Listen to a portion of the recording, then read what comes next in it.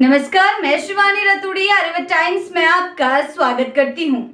स्वागत है। बिहार की राजनीति इन दिनों बेहद गरमाई हुई है और इसका सबसे बड़ा कारण है कांग्रेस नेता राहुल गांधी की वोट अधिकार यात्रा।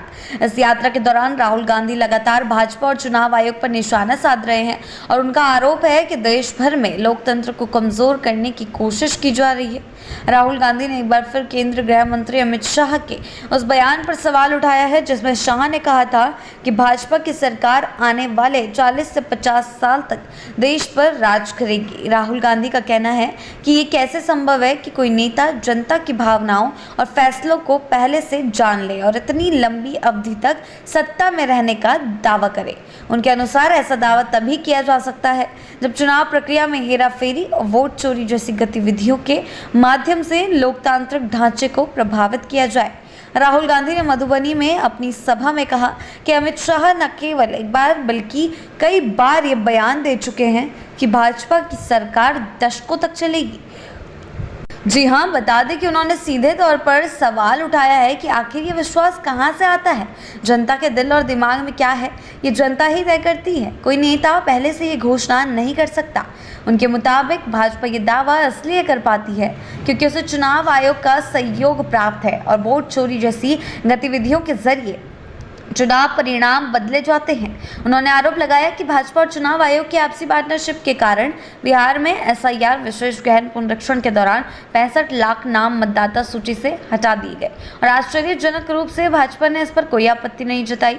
राहुल का कहना था कि यदि वास्तव में नाम काटने की प्रक्रिया निष्पक्ष होती तो भाजपा इसका विरोध करती, लेकिन चुप्पी यही यह दर्शाती है कि यह सब भाजपा की रणनीति का हिस्सा है। राहुल गांधी ने अपनी बात को और स्पष्ट करते हुए कहा कि भाजपा ने ये चुनावी चोरी केवल अभी नहीं बल्कि वर्षों पहले से शुरू कर रखी है। उन्होंने उदाहरण देते हुए बताया कि ये प्रक्रिया सबसे पहले गुजरात में शुरू हुई और फिर 2014 के बाद से राष्ट्रीय स्तर पर इसका विस्तार किया गया।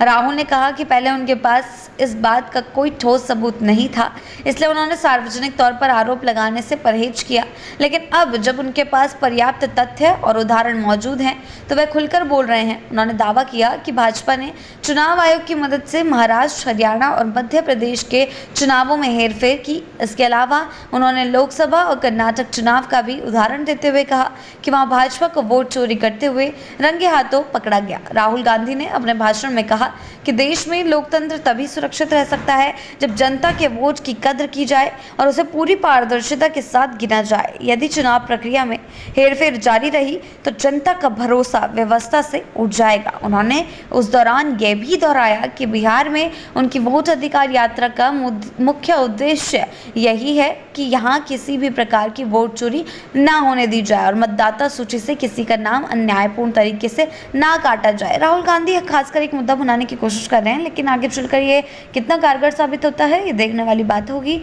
ऐसी ही अपडेट्स के लिए जुड़े रहें आर्यव्रत टाइम्स के साथ ही चैनल को सब्सक्राइब करना ना भूलें और हमारी फेसबुक और वेबसाइट के साथ भी जरूर जुड़ें।